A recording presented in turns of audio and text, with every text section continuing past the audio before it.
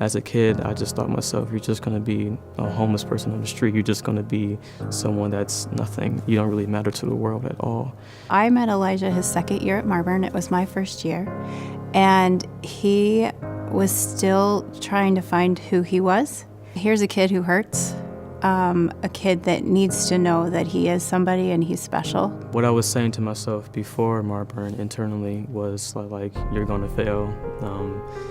You're not really going to achieve what you want to achieve in life. You're not going to be proud of yourself. You're not really going to love yourself at all.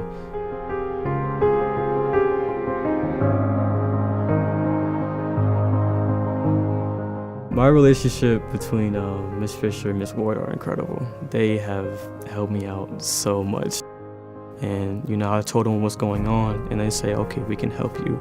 And they didn't really, give me a worksheet and just, pass me along. They actually sat down with me, started cracking jokes, started saying that, you can do what you want to do, starting to help, what I was struggling with. The three of us tried to get Elijah out of his shell and realize that he could do what he could do and show who he was.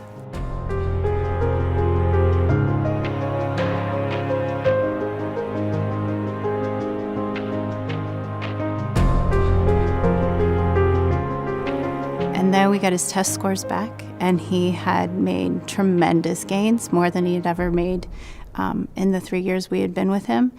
And he said, I don't know what I would do if I weren't here, and I'm very grateful. He literally said, being here has saved my life. What I mean by that is I don't really think of myself as a coward or, as just some scrawny kid.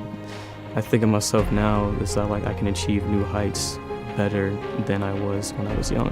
When I heard Elijah say that Marburn saved his life, I was awestruck. It was because you realized how dark the hole he was in was, and that he was able to come out and be confident enough to know that he is somebody.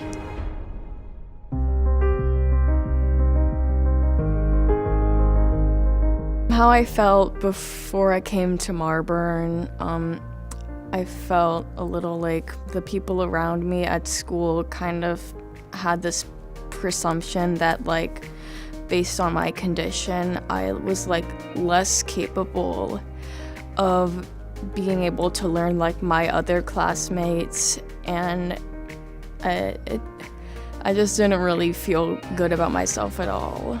It was hard for me as a mom to help her through some of those times. It was very rocky and shaky.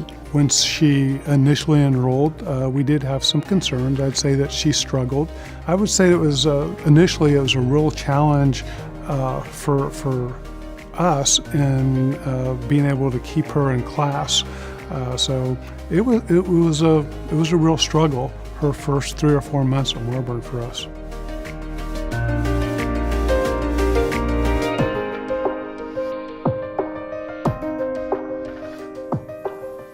I think my first interaction with her, and she could correct me on this, was when they came for a visit during the open house. And I could tell the theater was a magical place for her. She was drawn to the room and seemed to really want to be in that space. But I could barely get a word out of her. She was quiet, looked to the floor, could barely get her to engage in conversation, but yet I could tell there was something about that space. It was a place where she wanted to be.